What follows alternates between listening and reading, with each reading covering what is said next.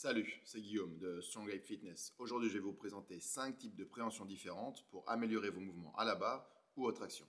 Une conventionnelle, 2 typiquement désignée pour la force et 2 plus pour les mouvements d'assistance et bodybuilding. Allez, c'est parti. La première, la conventionnelle. C'est la plus connue, c'est la plus utilisée. C'est en pronation, les paumes de main face au corps. Pour moi, c'est celle qu'il va falloir utiliser le plus parce que c'est celle qui permet de se positionner le mieux possible par rapport à la barre dans un alignement du corps le plus naturel.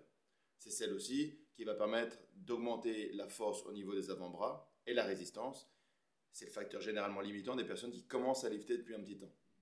Donc en fait, la conventionnelle, c'est celle qu'on va utiliser le plus souvent, voire même tout le temps. Et même si on utilisait que celle-ci, pour moi, ça serait très très bien parce qu'elle fera le taf quoi qu'il arrive. Sauf que, qu'est-ce qu'on fait quand c'est le grip qui commence à lâcher et que tout le reste est encore bon?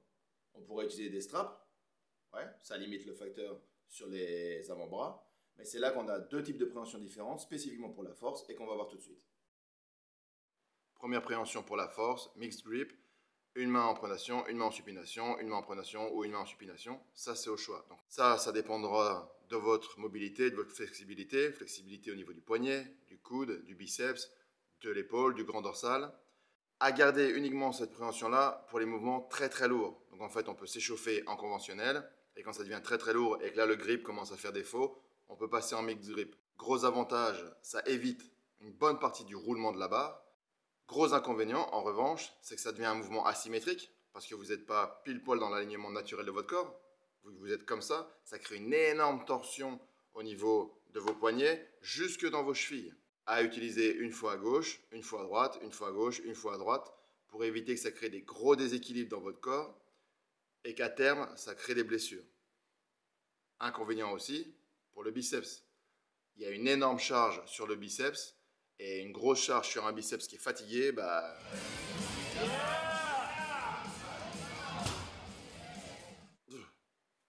Deuxième type de préhension pour la force, le hook grip ou le supplice des pouces. C'est la préhension des haltérophiles.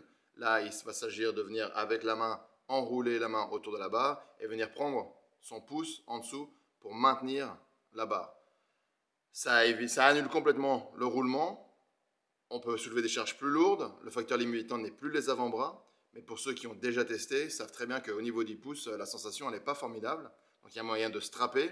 Et au fur et à mesure des répétitions, voilà, on améliore l'appréhension et donc on a de moins en moins mal au niveau du pouce.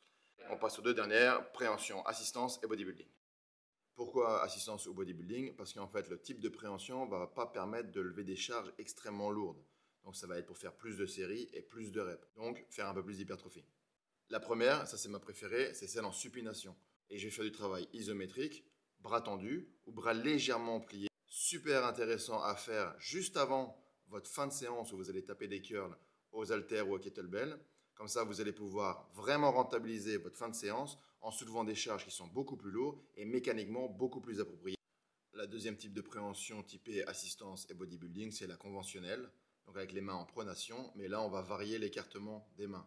Et en variant l'écartement des mains, on va taper différemment dans les dorsaux ou dans les trapèzes pour créer un dos en V, un bon gros dos bien massif. Voilà, on a survolé les 5 types de préhension différentes. Si vous avez des questions ou des commentaires, n'hésitez pas, j'essaierai de répondre. Si vous avez aimé la vidéo, vous pouvez liker et vous abonner.